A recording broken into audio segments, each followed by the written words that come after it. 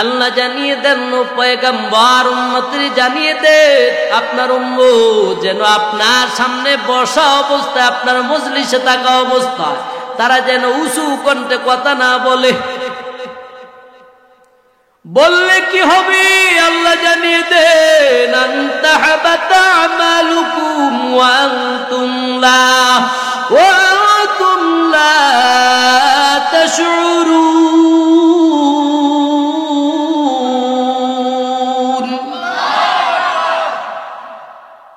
এ মুমিনের দল আল্লাহ জানিয়ে দেন এ দুনিয়ার বান্দারা শুনে নাও, এ ইমানদারের দল একটু ভালো করে কানটা লাগায়া লাগায় একটু শুনিয়া নাও। যদি আমার পয়গম্বরের সামনে যদি উঁচু কণ্ঠে যদি তুমি কথা কও, আল্লাহ বলে তাহবাতা আমালুকুম, আল্লাহ বলে এই বান্দা শুনো আমি আল্লাহ তোর আমল থেকে নেক আমল কেটে বরবাদ করে দিব। জোরে কর নাউযুবিল্লাহ। এই আয়াত নাজিল হওয়ার একটা প্রেক্ষাপট, পয়গম্বরের সামনে সাহাবায়ে কেরাম আবু বকর, হযরত ওমর আর অন্য সাহাবায়ে কেরাম পয়গম্বরের সামনে বসা। হঠাৎ করে বনু তামিম গোত্রের কয়েকজন লোক আসলো পয়গম্বরের কাছে, কয় কেন কেন কেন কেন ভালো করে শুনিয়া নেন। পয়গম্বরের কাছে বনু তামিম গোত্রের লোক আসলো, তাদের গোত্র নির্বাচন করবে, গোত্র প্রধান কে হবে। পয়গম্বরের সামনে বনু তামিম গোত্রের লোকেরা আসলো, তারা আলোচনা করতেছে কাকে নেতা বানাবে। আবু বকর মনে মনে কয় আমি নেতা অমুককে বানায় দিব ওই গোত্রের। হযরত ওমর বলে আমি এই গোত্রের নেতা অমুককে আমি বানায় দিব। এই দুইজনের ভিতরে সামান্য কথা একটু কাটাকাটি উচ্চ বাক্য হয়ে গেল। আল্লাহ তাআলা জিবরাইলকে পাঠালো, জিবরাইল যাও যাও যাও তাদেরকে জানায়া দাও তাদের আমার নবীর সামনে তারা যে উচ্চ বাক্য করছে, তারা যে জোরে জোরে কথা বলছে, এটা আবার আমি আল্লাহ বরদাস্ত করতে পারি নাই। তাদেরকে বলে দেন যদি এরকম বড় গলায় যদি উচ্চ কণ্ঠে যদি আমার পয়গম্বরের সামনে যদি তারা কথা বলে আমি আল্লাহ, আমি তাদের আমলগুলা কেটে কেটে বরবাদ করে দিব। ও নবীর উম্মতের দল, আয়াত নাজিল হওয়ার পর আবু বকর কান্না করতেছে। এমন কান্না, কেমন কান্না? কয় কেমন কান্না? আবু বকরকে আল্লাহ নবী দুনিয়াতে থাকতে জান্নাতের সার্টিফিকেট দিয়েছে। এ আবু বকর তুমি জান্নাতি, ওমর জান্নাতি, আলী জান্নাতি, উসমান জিন্নুরান জান্নাতি। এক একটা করে পয়গম্বর 10 জন মানুষকে জান্নাতের সার্টিফিকেট দিছে। দুনিয়ার জমিনের মধ্যে জান্নাতের সার্টিফিকেট পাইয়াও আবু বকর কান্না করে, ওমর কান্না করে, ওসমান কান্না করে, আলী কান্না করে। এই ওমর কেন কান্না করো? জান্নাতের সার্টিফিকেট তো আল্লাহ তোমার হাতে ধরাই দিয়েছে পয়গম্বর, এরপরেও কেন এত কান্না, কেন এত কান্না? আবু বকর বলে আমার যা আমল করেছি আল্লাহ তাআলা যদি কিয়ামতের ময়দানে আমার সব আমলগুলা যদি বরবাদ করে দেয়, আমি আবু বকরের জীবনটা খান খান হয়ে যাবে, আমি আবু বকরের জীবনটা ধ্বংস হয়ে যাবে। এই জন্য আমি কান্না করি। আবু বকর কান্দে, ওমর কান্দে। ওমর মনে মনে ভাবছে তার শানে নাকি আবার এই আয়াতটা নাজিল হয়েছিল, চিন্তায় যুক্ত হয়ে আছে। ওমর কান্দে, আবু বকরও কান্দে। ওমর এই মজলিসের মধ্যে নিয়ত করেছো দয়ার নবী যতদিন দুনিয়াতে বাঁচবো আপনার সামনে থাকবো ততদিন আর উঁচু কণ্ঠে কথা বলবো না। এ নবীর উম্মতের দল, কোরআন নাজিল হওয়ার পরে সাহাবায়ে কেরামের আমল, সাহাবায়ে কেরাম আমল শুরু করে দিলেন। কেমন আমল? আমরা তো আজকে মাঠে ময়দানে বয়ান করি, জুমাতে বয়ান করি, এরপরও আমাদের মুসল্লিরা তো বয়ান এই কানে শুনে অপর কানে বাহির করে, ঠিক কিনা বলো? আমাদের বয়ানে কেন মানুষ শুনছে না? পয়গম্বর যখন বয়ান করতেন সঙ্গে সঙ্গে সাহাবায়ে কেরামদের মাঝে আমল শুরু হয়ে যেত, সাহাবায়ে কেরাম আমল করার প্রতিযোগিতা শুরু করত। নবীর উম্মতের দল, কিতাবে লিখছে হযরত ওমর তখন থেকে আস্তে আস্তে কথা বলতেন, এমন আস্তে কথা বলতেন যে ওমরকে নবী আবার জিজ্ঞাসা করতেন, ওমর তুমি কি বলছো, আবার বলো। ওমর আমল শুরু করে দিল, জোরে আর কথা কয় না, আস্তে আস্তে কথা কয়। আবু বকর আস্তে আস্তে কথা কয়। আবু বকর আর ওমর রাস্তা দিয়া যাইতেছে, হঠাৎ করে আল্লাহর এক বান্দা, সাহাবী, নবীর এক সাহাবী, তাকে আল্লাহ তাআলা বানাইছেন জন্মগতভাবে তার বয়সটা উঁচু। নবীর সাহাবী রাস্তার মধ্যে, তিনমুরা রাস্তার মধ্যে দাঁড়িয়ে দাঁড়িয়ে সাহাবী কান্দে। হযরত ওমর ডেকে বলে, ভাই কেন কাঁদতেছো, কি হয়েছে তোমার? কয় শুনেছি আয়াত নাজিল হয়েছে, যারা নবীর সামনে বসে বসে উচ্চ কণ্ঠে কথা বলে আল্লাহ তাদের আমল ধ্বংস করে দিবে, আমলটা নষ্ট করে দিবে। হে উমর, আল্লাহ তো আমাকে জন্মগত বাবায় আল্লাহ আমার কণ্ঠস্বরকে উঁচু করে বানাইছে। হে উমর, না জানি আমার আল্লাহ আমার বিপক্ষে এই আয়াত নাজিল করেছে, এই জন্য কান্না শুরু করে দিয়েছে। নবীর উম্মতের দল, সাহাবায়ে কেরাম কান্না শুরু করে দিয়েছে। বেয়াদবি করা যাবে না নবীর দরবারে।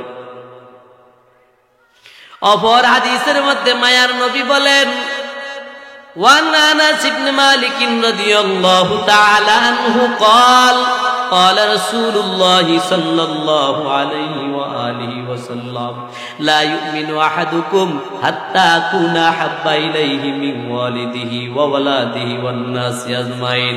পয়গম্বর জানিয়ে দেন, রে উম্মতের দল, ভালো করে শুনো, তোমরা ততক্ষণ পর্যন্ত কামিল ঈমানদার হতে পারবা না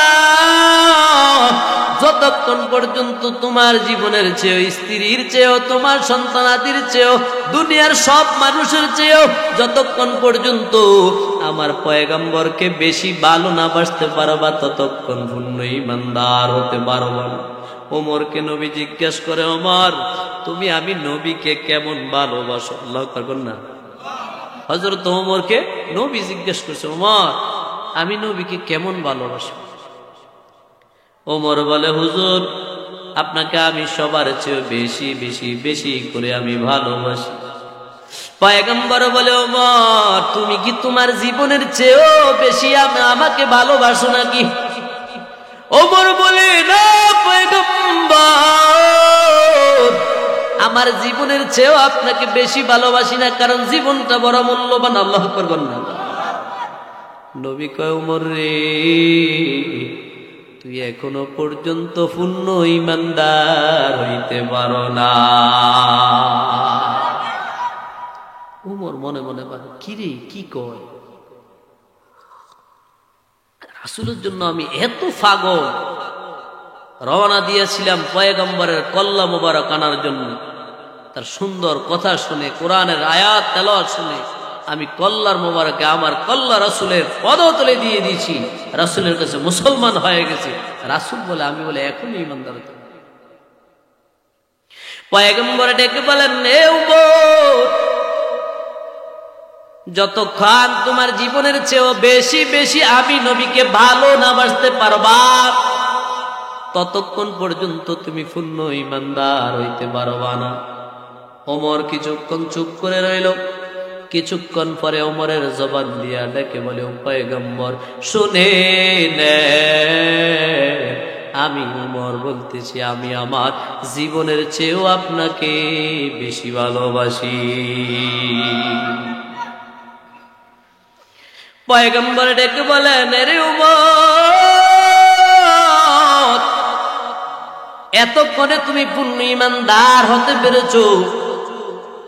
এ নবীর উম্মতের দল, সাহাবায়ে কেরাম আমার নবীকে কেমন ভালোবাসতেন, রাসূলকে কেমন অনুসরণ রাসূলের করতেন। আল্লাহ নবী মক্কা থেকে হিজরত করে মদিনার জমিনের মধ্যে গেলেন। মদিনার জমিনে যাওয়ার পর নবীর কাছে তো সাহাবায়ে কেরাম নবীকে ঘিরে ফেলেছেন। আবু বকরের হাতে নবীর একজন সাহাবী ইসলাম ধর্ম গ্রহণ করলেন, যার নাম হলো তালহা। কি নাম? তালহা আমার নবীর দরবারে গিয়া নবীর হাত মোবারকের মধ্যে ধরিয়া নবীকে বলে, রে ও পয়গম্বর, অল্প বয়সে আবু বকরের হাতে হাত দিয়া মুসলমান হয়ে গেলাম। ও পয়গম্বর, এখন আপনাকে পেয়েছি, আপনার হাতে ধরে ধরে ধরে ধরে আমি ওয়াদা করে যাই, ও পয়গম্বর, যতদিন দুনিয়াতে থাকবো আপনি নবী আমাকে যা কিছু হুকুম করবেন আমি আপনার সব হুকুম গুলা মানবো। আল্লাহ আকবার বলেন না? ইসলাম গ্রহণ করেছে। হুজুর, আপনি আজ থেকে যা বলবেন সব আমি শুনবো আপনার, আপনি যা হুকুম করবেন তাই মানবো। আল্লাহ আকবার বলেন না? সাহাবায়ে কেরামদের ঈমান কেমন, আর আমাদের তো ঈমান। সাহাবী বলে, ও পয়গম্বর, আপনি যা বলবেন তা শুনবো, অনুমতি দিলেই আমি কাজ শেষ করে দিব। ছোট্ট সাহাবী পয়গম্বর ডেকে বলেন, রে তালহা, তুমি কি পারবানি? তুমি আমি নবীর মোহাব্বতে তোমার গর্ভধারিণী মা তোমার বাকে হত্যা করতে? ছোট্ট সাহাবী তালহা জবাব দিয়ে বলে, ও পয়গম্বর, ভালো করে শুনে নেন, আপনি নবী যদি আমাকে অনুমতি দেন, আমাকে হুকুম করেন, আমি এক্ষুনি গিয়ে আমি আমার মা বাবাকে দুনিয়ার থেকে বিদায় করে দিব। আল্লাহু আকবার না? কেমন ঈমান! আমি আপনি পারবো? সাহাবী দৌড় মারছে বাড়ির দিকে, পয়গম্বরে কথাকে তামিল করার জন্য, আমল করার জন্য দৌড়াইলেন। আল্লাহর নবী বলেন, এ তালহা শুনো, দৌড় দিও না। তালহা শোনো, একটু দাঁড়াও দাঁড়াও দাঁড়াও, আমি তোমার ঈমানকে পরীক্ষা করছি। আল্লাহ আকবার বলেন না? কি পরীক্ষা করছি?